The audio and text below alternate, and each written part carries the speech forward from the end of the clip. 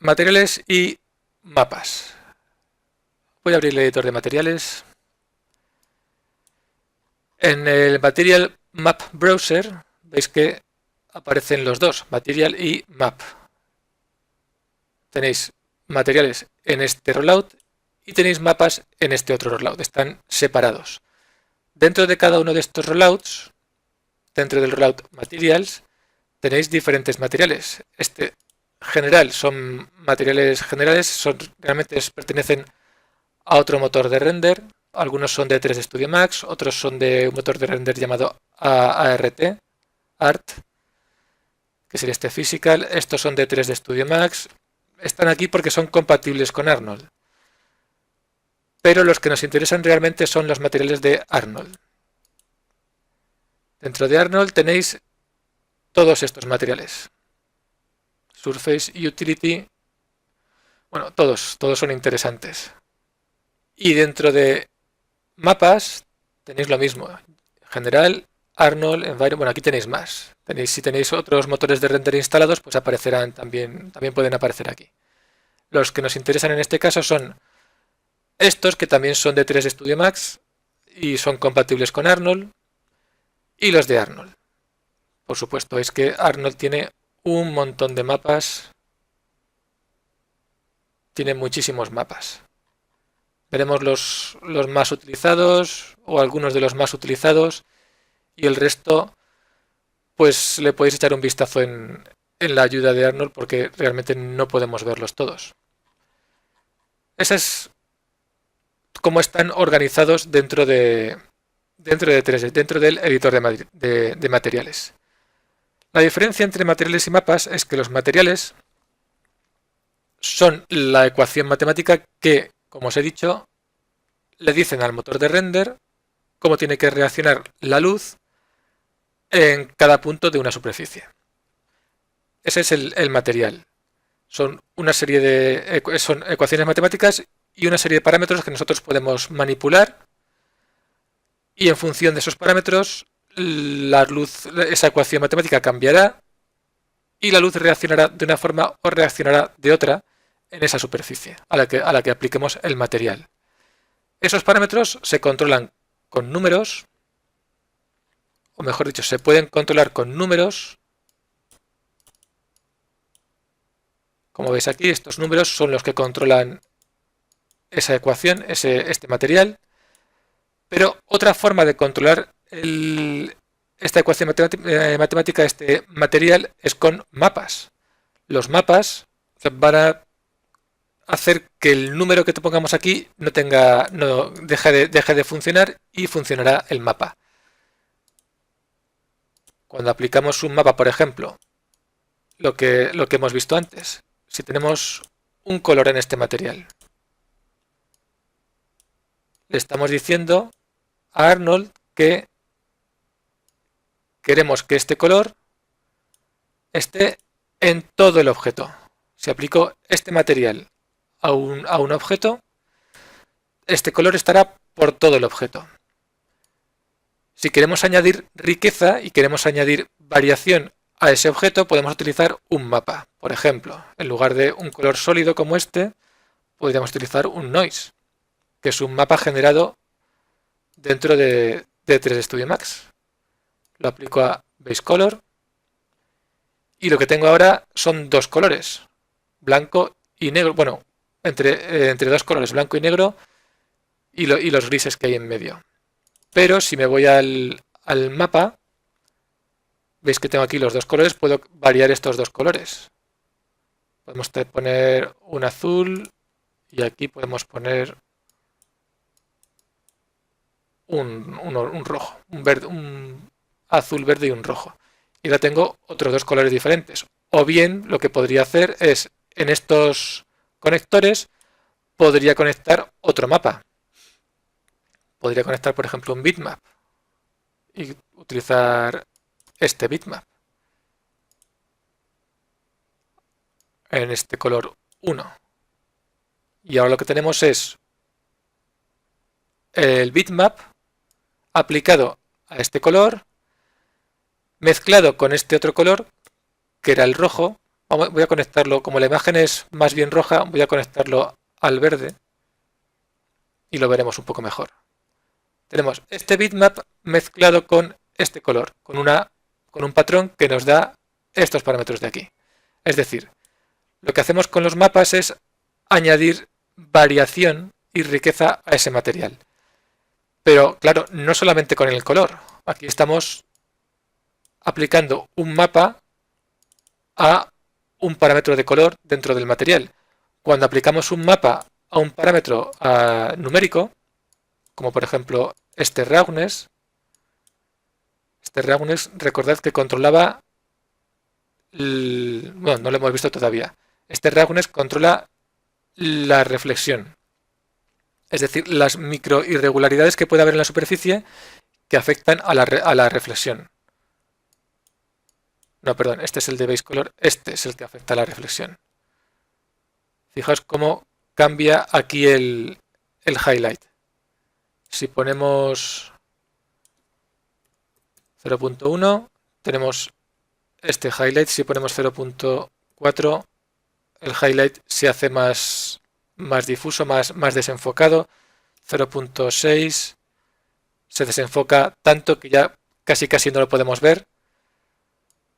Pues esto que estamos controlando con un número también se puede controlar con un mapa. En este caso, como lo que controlamos es un número, ese mapa lo que Arnold va a coger de ese mapa es el valor. El valor en escala de grises, da igual que sea un mapa de color o un mapa. Voy a coger este mapa de color y lo voy a aplicar aquí a roughness. A ver si lo podemos ver. Ya podéis ver ahí la variación. Si aplico este noise, también podéis ver que ha cambiado el brillo. Voy a hacerlo más grande. ¿Veis cómo cambia el brillo? Si no está aplicado, tenemos este brillo. Cuando aplico este ruido, a especular roughness, aquí, ahora ya el número que tenga aquí deja de afectar. Y lo que utiliza Arnold para calcular este brillo son los valores de estos colores. Es decir, este valor, value 0. Si pongo 0 en los dos colores, es como si pusiéramos 0 en el valor. Perdón, que tengo aquí un mapa. Ahora, si ponemos 0 en los dos colores, lo que tengo es lo mismo que si pongo 0 aquí. Pongo ahí 0, desconecto este mapa y veis que no cambia nada, porque lo que me da el mapa es exactamente lo mismo que lo que tengo con el valor. Voy a volver a conectarlo. Bueno, antes de conectarlo, vamos a poner 0.2. Fijaos el valor que me da. Si ahora conecto el mapa,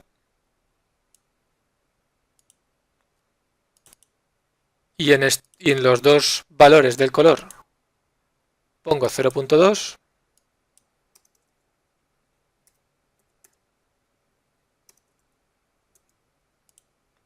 aquí y aquí, obtengo el mismo resultado. ¿De acuerdo? No cambia nada, tengo el mismo valor. Por lo tanto, con los mapas, lo que hacemos es controlar este valor. El valor del conector, de la propiedad a la que conectemos el mapa. Con la ventaja de que los mapas me permiten tener variedad en la superficie. Claro, ahora tengo los dos iguales, pero en cuanto varíe uno de los dos, si pongo este negro y este blanco, lo que voy a tener es una variedad, es una variación, es un patrón. Y ese patrón se transmite a la propiedad a la que esté conectado. Veis que ahora el brillo ha cambiado totalmente. Tenemos una variación en el brillo. En cada punto de la superficie tenemos un valor diferente. Puede ser un noise o puede ser cualquier cosa. Si aplicamos podemos aplicar este check grid, que es en color, pero al aplicarlo a esta propiedad solamente va a funcionar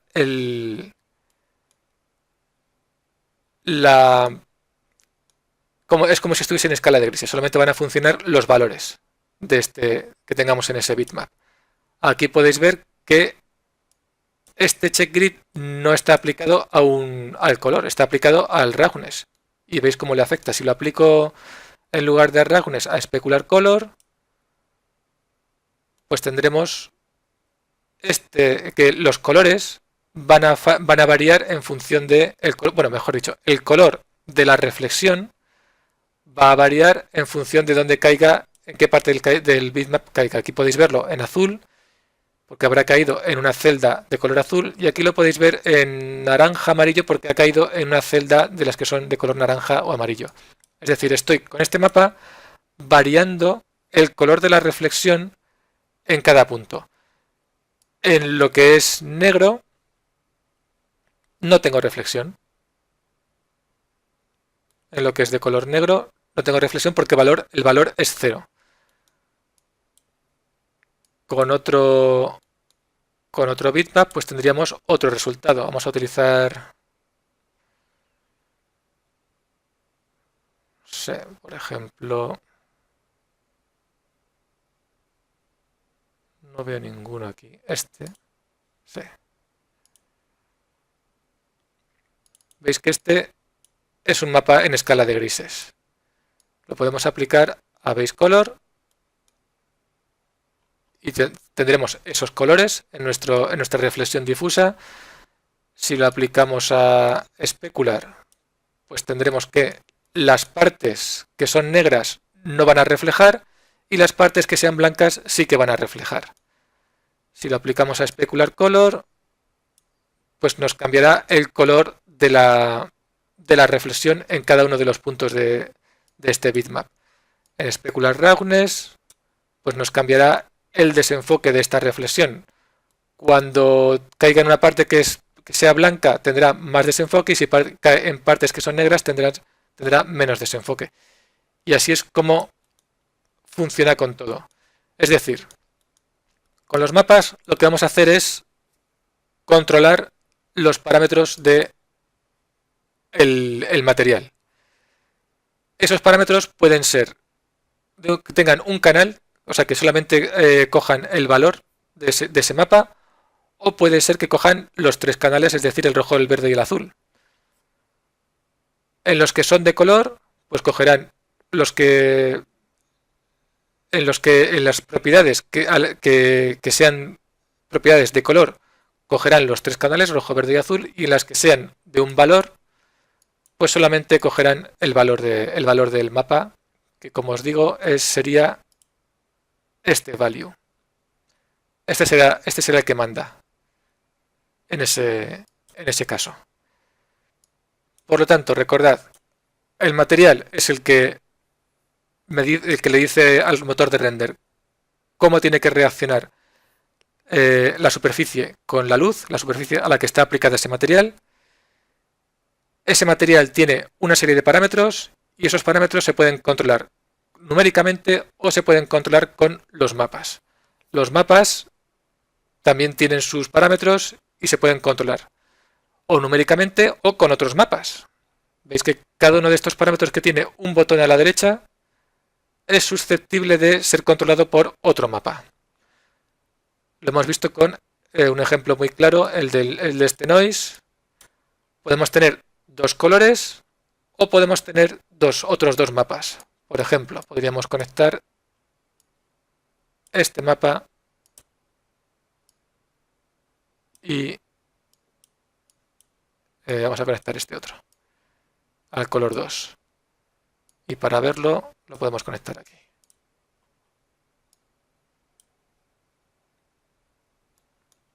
aquí tenemos estos dos mapas mezclados. Todos los nodos que tengan conectores a la izquierda, pues sus parámetros se podrán controlar con otros mapas. Estos son bitmaps, por lo tanto no tienen entradas, pero cualquier otro nodo que sea de este tipo, en el que tenga entradas a la derecha, pues significa que podemos conectar otros mapas. Eso en cuanto a materiales y mapas. Dentro de los materiales tenéis que, a la hora de diseñar un material, tenéis que tener muy claro si ese material va a ser dieléctrico o conductor. O lo más fácil, si va a ser no metal o metal. Estas son las dos grandes categorías que tenemos dentro de los materiales en el mundo real y por lo tanto también dentro de 3D Studio Max.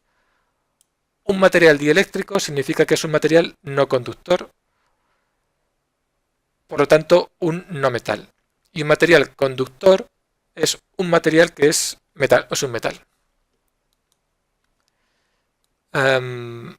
Esas son las dos grandes categorías. La diferencia entre un material dieléctrico y material conductor la tenéis, bueno, mejor lo podemos ver en Refractive Index.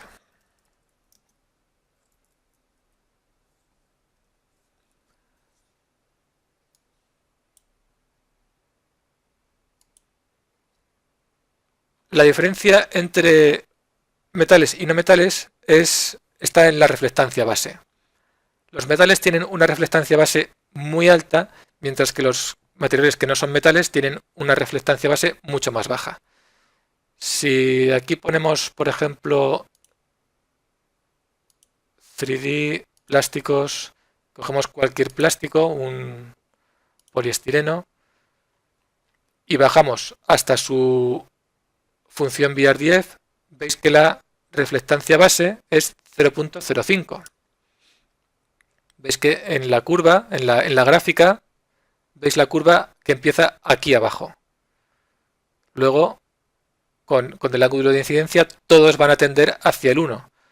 Pero lo importante ahora es la reflectancia base, para distinguir entre dieléctricos y conductores, o metales y no metales y metales. En los no metales la reflectancia base es muy baja. Si nos vamos a un metal, aquí selecciono en lugar de plásticos metales y cogemos por ejemplo el cobre, tenemos su índice de refracción, pero tenemos aquí su curva función VR10. Veis que la reflectancia base en este caso es 0.72 comparada con el 0.05 de un plástico. Veis que es muchísimo más alta, es decir, la reflectancia base en un metal es la que lo diferencia de un no metal. Los metales siempre van a tener una reflectancia base muy alta. De hecho, el color de un metal va a venir definido por su reflexión especular, mientras que el color en un material no metal viene definido por la reflexión difusa. No metales, el color viene definido por reflexión difusa. En los metales, el color viene definido por la reflexión especular. Porque casi todo es reflexión especular. Fijaos que si tenemos un 72% de reflectancia base, un 72% de reflexión especular, nos queda muy poquito o nada de reflexión difusa. Porque se tiene que cumplir el principio de conservación de la energía. Esta es la curva típica de un metal. Podemos poner otro si queréis. Por ejemplo, oro. Y veréis que la curva es muy parecida. En este caso es 0.77. Si ponemos aluminio,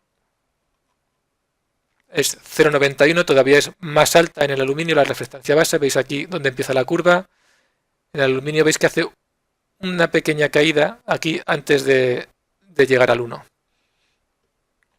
Pero veis que en los metales la característica principal es que su reflectancia base es muy alta y por lo tanto su color va a venir definido por la reflexión especular.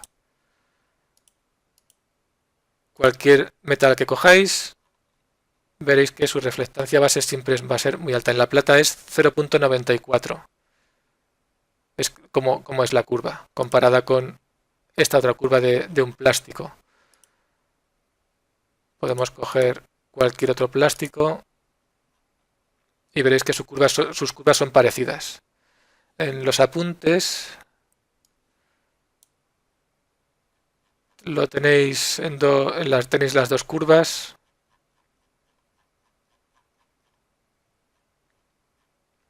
Aquí, y las podéis comparar una con otra. Veis, esta es la del cromo y esta es la de un plástico. Pero son dos ejemplos y todas las demás son muy parecidas.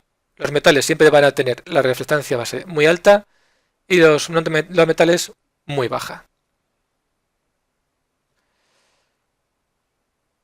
Y esa es la característica que tenéis que tener en cuenta